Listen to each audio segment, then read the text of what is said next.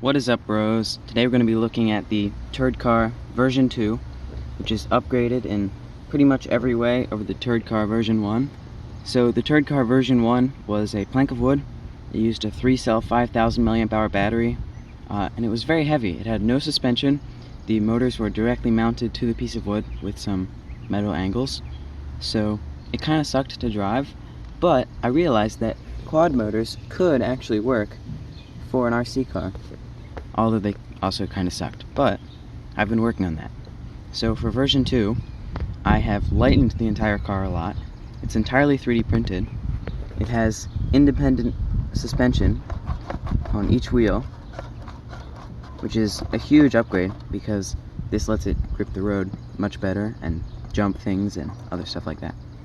It now has working FPV, which is very fun, and I'm also running it on 2S with a much lighter 1800 mAh battery, and that is also making a huge difference in performance because it doesn't need that giant 3-cell battery. It drives for maybe 20 minutes on this 1800 mAh, and it's plenty fast. You can see in this video I took a couple weeks ago, I tried to go full speed down the street and it flipped and exploded, and I had to replace a bunch of parts. But the glory of 3D printing a car is that I can just print new parts in an hour or two. Actually, I did just break this again because I was driving it up and down the driveway to get some video, and I drove it directly into my own foot and I snapped one of these arm pieces holding the motors, which is unfortunate, but they take about 45 minutes to print, so I don't really care.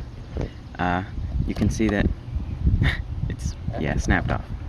But I just had a blast driving this thing up and down the street, up and down my driveway.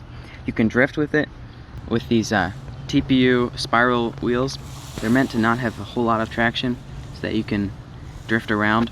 And also, because the FPV drone motors spin at such a high RPM, you don't want a really grippy tire because that would just make it insanely fast and really difficult to steer.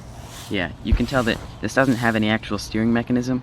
I just speed up the left or right motors in order to turn left or right. And that way, I need really skinny tires with not much grip in order for it to turn. Otherwise, it just gets kind of caught up. So, here's some epic FPV DVR from the car going up and down the street. Hope you enjoy it.